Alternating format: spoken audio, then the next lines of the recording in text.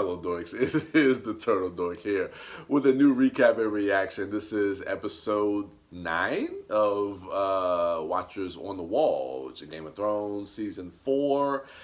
One more, and we're done. We're done with season 4, and we're into season 5. But this one is a straight battle episode. Watchers on the Wall, directed by Neil Marshall. I'm the Turtle Dork. This is the Disco Dork. Let's get into it. There's not much to get into except the battle. But let's go ahead and start with Sam and John at the wall. So Sam, I wrote down, wants to know the touch of a woman. So he's talking to John like, what's it like? So I don't know, man. Like, of course we know him and Gilly are, and we're getting a little bit more into their relationship, and because of John and his relationship with Ygritte, and they're just talking, and he wants to know, like, look, if I'm going to die, I want to know what it's like, tell me. But he also says not even just the physical aspect. He said, I want to know what it's like to love someone and have someone love you back. Exactly. Yeah. So I thought it was a great scene between John and Sam, and of course they've actually bookend the episode, them two scenes with them together. Yeah, so it opens with them and closes with them as well. So a great scene between the two of them. And then we do notice that Gilly, there's a couple different scenes. Gilly is at the gate, but right before Gilly's at the gate, there is a good dialogue scene, but I was losing track of what actually was happening between the Maester Aemon. Well, firstly, before that, after John and Sam, don't we go to the Wildlings and the Thins? Oh yeah, they're out right outside the wall. Yeah, that scene with them. Mm-hmm. And at this point, Ygritte. Well, actually, it's Tormund who's recounting a story that may have never happened, and Ygritte, about how he, I guess, fucked a bear, apparently. Was it an actual bear, or was he referring to, like, a woman? No, he was talking about a bear. He said fangs and all this other, and Ygritte was like, yo, we've heard the story about this bear that you never really fucked. Like, I don't want to hear about it. All I want to think about is these arrows that I'm going to put in the crows. And then the leader of the Thin, what's the dude's name? Steer. Hammerhead. Stir. Styr. Yeah, that guy. Steer. He is questioning, like everyone has been up until this point. He's questioning Ygritte's loyalty. As she said, she wants to put arrows and crows, but he's saying, like, you're not going to do that to Jon Snow or whatever, your crow lover. And she basically, he's testing her gangster, and she basically calls him on his shit, like, yo, he's mine. If I see him, I'm going to kill him, and if anyone else tries to kill him, I'm going to kill you too. But obviously that is not her true feelings, and I think it's one of those things where, like, you're talking to somebody and maybe you're giving them advice, you're saying something, but really you're saying it to yourself too. She's trying to get her psych herself. Into doing that. Then we cut to the scene with the Maester and Sam. Yeah.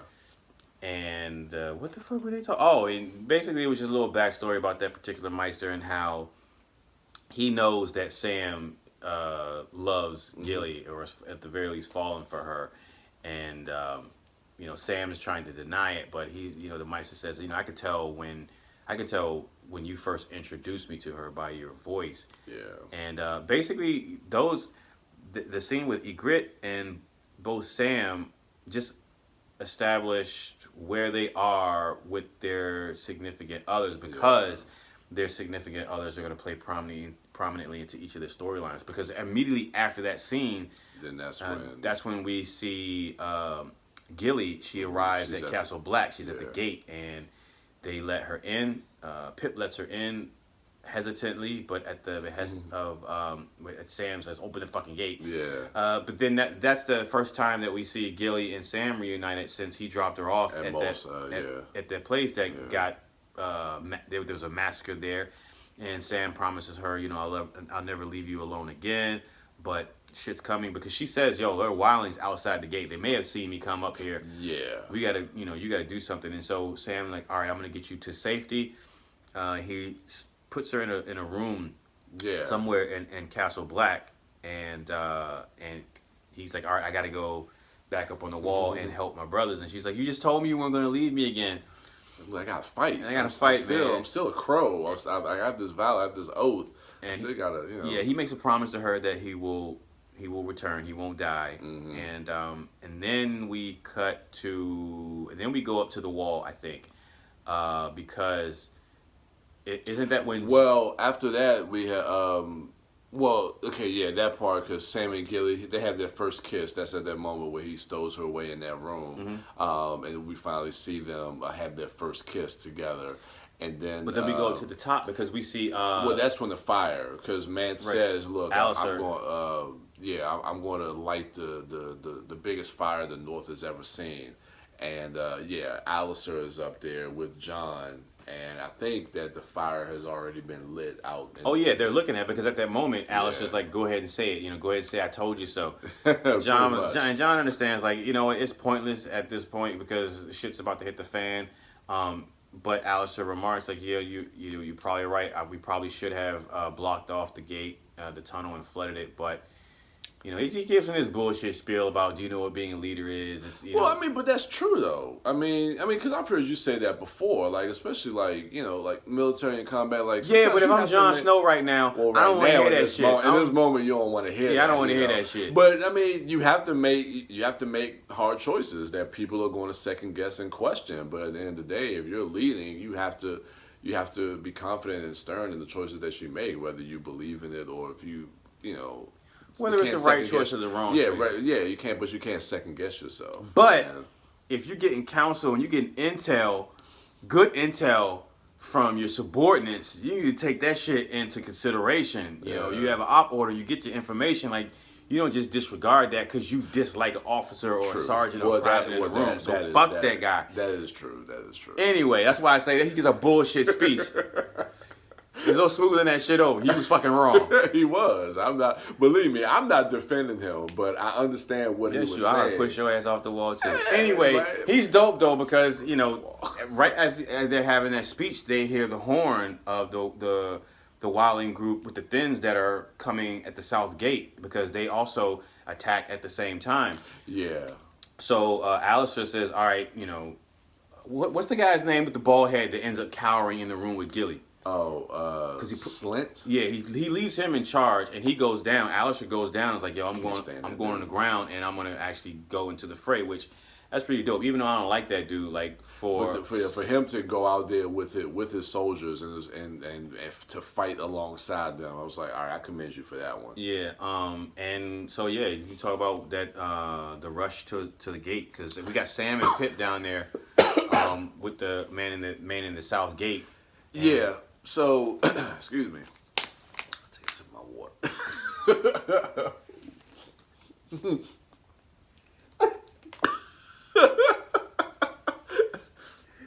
Dope, man.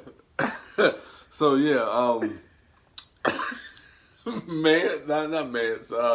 Tormund and the Thins, Steer and Egret are coming in on the south side. And they're raiding the gate there, and some of the crows are. I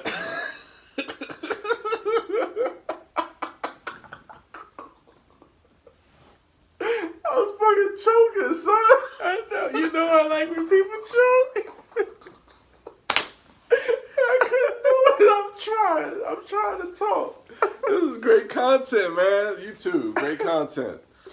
Enjoy it. So I like when people choke. It's just like not when they choke and die, but like when they choke. But I'm trying to talk, and I fucking is struggling. You're like, nah, let this nigga go. It's all good. All right, so so they raid the south gate.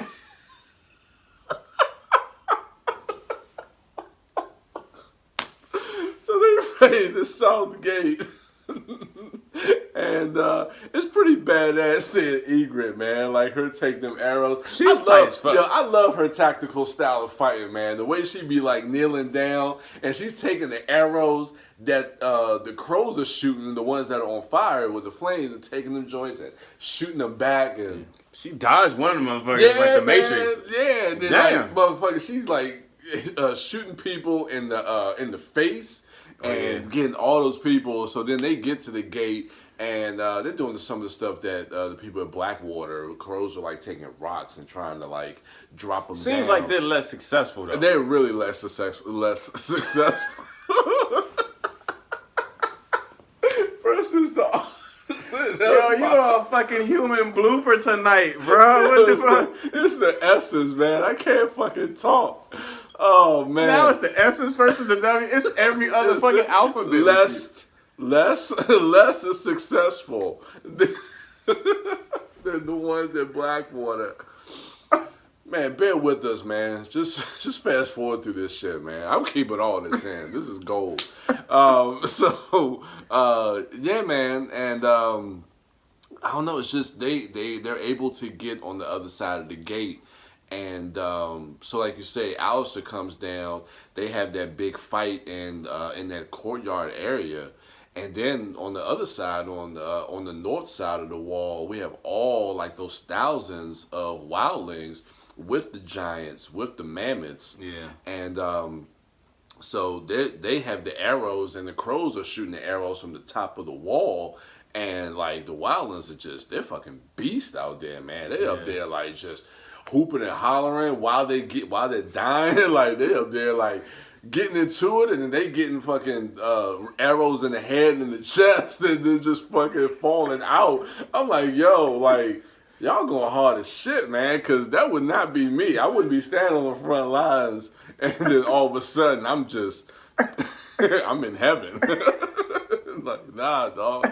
But they hard, though, man. So they start scaling the walls, and yeah. The group on the top are dropping barrels, which the couple of barrels they dropped didn't have anything in it. Them so shit I was wondering the same y'all thing. dropping empty barrels? I was like, well, maybe it's just oil in there, and then they're going to shoot a flaming arrow to light it on fire. Because I was like, wait a minute, what? Why ain't nothing come out of there? Like, there was y'all nothing in it. Y'all just dropped. That shit ain't going to do nothing to a giant.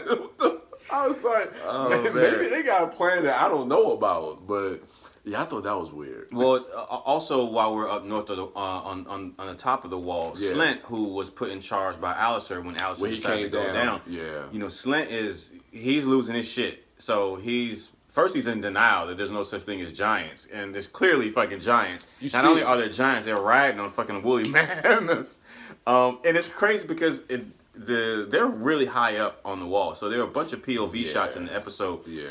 Those giants are so big that even that high up, everyone else looks this small, but the giants look like this big. You can clearly make out that there's something really big down there riding on something really big. Exactly. But he loses his shit, and your boy with the your boy with the beard, who John ended up tasking to go hold the gate, he ends up lying to that guy, say, "Hey, Alistair said he needs you downstairs real quick. You're one of the best men. Go down there just to get him off the top of the wall because he knew he was freezing up. Yeah. And so he gets him out of there, thus putting John in command at the top of the wall. And it's one of those scenes where you see John being a great leader. A great leader, absolutely. And you see the men following him unquestionably, taking orders from him.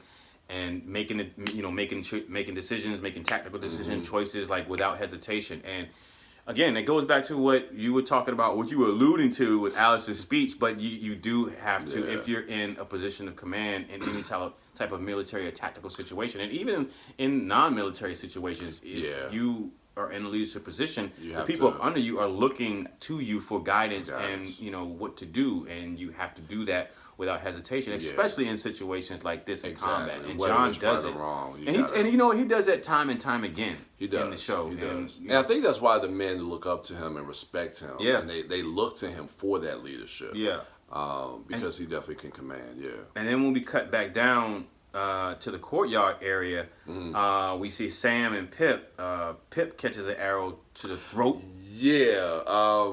Now, does Sam kill? Because Sam takes the crossbow and kills someone, I think. Well, he doesn't kill someone until he's actually down on the ground level of the courtyard. But because he and Pip are still up on the wall. But that's when like Tormund and a bunch of the Wildlings breach that part, and Sam has to leave. Yeah. And so Tormund is wrecking shit. Yeah. And while he's catching arrows in the back. But homeboy, Slint, he, instead of going down to help Alistair and everyone else, he goes down into the room that Sam tucked Gilly away in. Yeah, he goes. And his punk ass hides in the closet. I never. It's ever since I saw him at King's Landing. He's a bitch, man. I can't stand that dude. He takes orders from Joffrey to kill babies, fucking babies. Is he the one that stabbed the one in the brothel? Shot the baby in the brothel? Yeah, he's the one that carried out the order for Joffrey. Because remember when Tyrion had the little thing, and he was like, "I'm gonna send you to the wall." Yeah, that's that's the motherfucker who carried out that order to kill all the Baratheon bastards. Yeah. So now he's at the wall, and I'm like, and you can see how cowardice he is, and I just cannot stand that dude. Yeah, I'm curious to see what happens to him, because at the close of the episode, we don't necessarily catch up. We see that when Sam goes to meet Gilly, which we'll get to, he's in that room, but they don't show, like, I don't know what happens to him just yet. But anyway, so we're going back and forth between the top of the wall and down in the courtyard. And then in the courtyard, there's that little battle between Tormund and Alistair, which I kind of had because I was like, okay, nobody, I get it. Who did that? Alistair or Tormund? Did what? This move that you're talking about. Well, there was a couple different moves. Alistair did the one move where he leans on the other side of the railing and swipes at Tormund. Okay, but I think I get what you're saying. But was there a pole that he leaned around? Because what happens is if he leans around that pole, if Tormund tries to swipe at him, that pole blocks. Yeah, I was thinking that too, but it's just the way that it looked and the way it was shot. And then Tormund does like the roll. And I'm like, I never understand why people roll in movies. Why do people roll? Especially when you're in sword fights and battles like this. I think it's to cover. I think it's to cover ground quickly, but also drop your stance and move your target out the way. I'm playing devil's advocate. That's good. I'm glad that you are, because I don't know why, but it was just something that was just that was glaring to me watching the two of them go back and forth. It looked choreographed. Yeah. That's why it just looked staged. Yeah. But still kind of badass though. So we get that, and Sam is on the ground level. He's fighting as well. He, like you mentioned, he catches that dude point blank range. Yeah, he's got him dead to right with the crossbow. But he's realizing that they're thinning out our men down here. We need more men. John tasked your boy with the beard to go down and hold the gate. Yeah. They arrive down at ground level in the elevator and they get out, and Sam tells them like, "Yo, we need more men." Yeah. Homeboy with the beard says, "Yo, you gotta go tell John that we gotta go hold the gate." Oh yeah, so that's when he runs into the kid. God, I can't remember the kid's name. But cause he's scared, and he tells the kid like, "Look, like send me back up," and oh God, he says, "Send me back up." And once I get up, I need you to send us back down. Send us back down, and make sure you grab a weapon. He said, "Yeah, fight them." He said, "Grab a weapon." And then the scene ends with the kid sending Sam up, but looking over and seeing a bow and arrow. Yeah. And then we cut away. And then once Sam makes it to the top of the wall, he lets John know what's going on, and John he passes over command to the other skinnier guy I can't remember his name, but he's prominent. It was him, the dude, and the bearded dude. Yeah, those two crows. And so once command is handed over to him, John grabs a sword and he goes down and continues to fight down there. And now that puts both he and Ygritte in the same vicinity. Yeah. And we see John have his fight scene with the leader of the Thin. Yeah, that's a great. That was the one thing I always remembered about a couple of different shots. The one shot when the giant shoots his bow and arrow and pierces that one dude. And those shits was like missiles. Yeah, dude. Like, and that dude falls on the other side of the wall. That shit was fucking intense. That was tight. And then like that in the courtyard when John comes in, and then there's this one. It's a one take shot that pans around the whole courtyard while everybody is fighting. And great blocking and great staging of that, because we see all the different, all of our different main players. We see Egret, we see Tormund, we see the main thing, we see Sam. As that camera is panning around in that one shot with all that fighting and all that chaos happening. Again, Neil Marshall, shout out to him for the direction of this episode.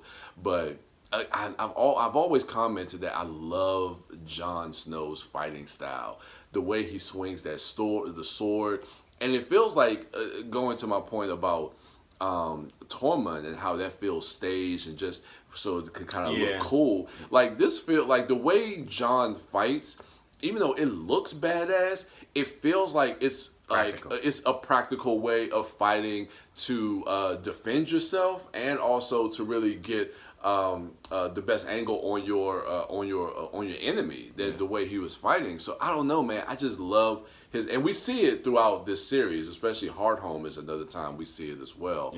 But man, Jon is just like, I think this was the one episode that I was like, man, Jon is that dude, man. The first time I saw this, my favorite thing about this entire episode was the giants. Okay. Okay. I mean, we see briefly in a previous episode, but the fact that because we spend so much time south of the Wall in this series up to this point, again with just the Daenerys stuff and the political intrigue and stuff in King's Landing, and even if you want to go to like what's happening between Theon and the Boltons and all that other shit. So we don't have the supernatural element, the fantasy element per se. But in this episode, and we stick strictly to the Wall for this particular episode, but we have like that fantasy element of these giants, these mythical creatures from a long lost time that they're humanoid in form, but like even in their face though they don't look like normal people, but just the way that they move and how they pull off the special effect of having something this big, riding atop a woolly mammoth. That shot that you were talking about with him shooting that bow and arrow like a missile, to really sell the large, the larger than life nature of these creatures. And so we cut back to them trying to breach that wall, and they have the woolly mammoths hooked up to the gate. Because they're trying to pull the gate, pull and then the gate off. They counter that with dropping the flame. These barrels actually have some, they have something in them, and to counter that, and when it scares the mammoth off in a way, and you see the one giant running after it. I just thought all that shit was cool. And then they have the scythe that they use as a defensive measure on the wall, which is basically a giant. It's like a friggin' axe anchor, that sweeps scrapes the side of the wall, and for any people who are trying to scale the wall, which I thought that shit was dope. Yeah, that was pretty badass too. Just to see the visual of seeing that scythe or scythe, whatever they call it, and then see it swing against and just scrape these wildlings off the wall. And it's that kind of like when you got a bug on your windshield and you hit it with the windshield wiper, and it just smears across. Yeah, but it's just a whole smear of blood against the wall. That shit was pretty badass. And then, so I guess now, like, really the main thing that happens is Egret's that was pretty powerful, because we get to the point where Jon is fighting and he just like you were meant talking about before, he's fighting I guess Styr, the main thing, and he ends up killing him by putting a hammer in his head.